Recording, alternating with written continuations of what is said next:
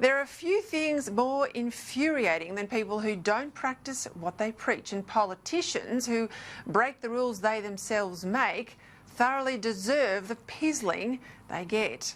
Here's today's case in point. The New South Wales government has been advertising all week, telling people to stay at home and not to travel over Easter, not interstate, not to a tourist getaway, not even to their own holiday home.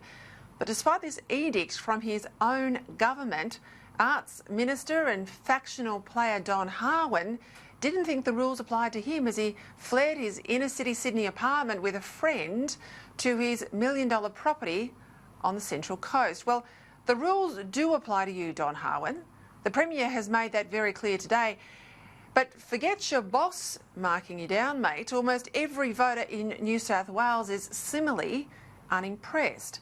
Mind you, Harwin is just one of a number of authority figures to have failed to take their own social isolation advice during this coronavirus shutdown. There was, of course, the Scottish Chief Medical Officer who resigned after going to her country retreat not once but twice. Contrary to all the official advice she stood at press conferences giving everybody else.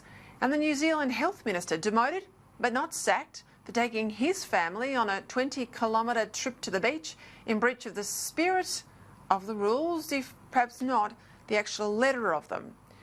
My biggest problem with Harwin is not so much that he is skived off to the coast with a mate, as dumb and as arrogant as that is. My big issue is that he's not hard at work figuring out how the arts sector comes back from the total closure that coronavirus has forced upon them. For more than a month, there's been no live music, no plays, no theatre, no stand-up comedy, no opera, no orchestras, no ballet, nothing in Sydney or elsewhere. The world-famous Handa Opera on Sydney Harbour was cancelled, and thousands of musicians, theatre performers, stage directors, ticket sellers, the people who sell the ice cream at half-time, even all of them, they're now out of work. And rather than skulk off to his beach house, surely they are owed an arts minister working full-time, helping to get them back on their feet. After all, let me tell you, taxpayers are paying Harwin a full-time wage even if he's not working for it. Indeed, I ask myself the same question of a lot of ministers, departments and public servants not frantically involved in the immediate drama of the corona crisis. Just what are they doing to ensure that once this time has passed, as it will, how do we quickly snap back sooner rather than later and end up with a better and more resilient country after the crisis than perhaps before? The lessons to be learned out of this crisis are something we've talked about here on this show most nights. A more strategic position with regards to China, a stronger application of Australia's national interest in decision-making, a greater determination to make more and build more here to grow our manufacturing sector. It's the same conversation I bet you're having at home as well. Now, if you think that, if I think that, if almost every other senior business leader in the country thinks that too, why isn't it then top of mind for relevant ministers? Are they out in the media now, outlining ways that Australia could become more economically dynamic coming out of this crisis? Are they working on a post-coronavirus plan? If they are, certainly none of them are letting us know. Or are most of them doing a Harwin, putting their feet up, drawing their salary, but for all intents and purposes, taking a break while their leaders and the various health ministers are under the pump? What worries me is who is looking at where we will be and what will be needed when we're through this health crisis, given the economic crisis will only just have started.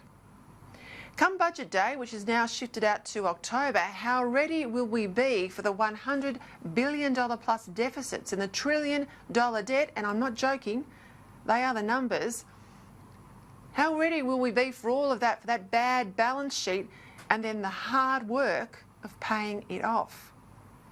And what about the next time a pandemic hits? Because this won't be the last time, or some other crisis where we're substantially on our own. Will we have learnt the lesson about onshore stockpiles of essential medicines and equipment and the manufacturing capacity to make them here? I'll say it again, the biggest lesson we've got to learn out of all of this is manufacturing and resilience. It's no good just to say we've got to rebuild manufacturing in Australia if we don't come to grips why so many manufacturers left this country in the first place. How can we have a manufacturing industry here without cheap and reliable power? How can we expand agriculture without better water storages and water management? How can we have more things that are made in Australia without all of us being prepared to pay a fairer price? Now, Scott Morrison can't be thinking about all of these big questions now, but others must be, because this corona crisis will be over soon enough, and when it is, Australia, we cannot go back to just business as usual.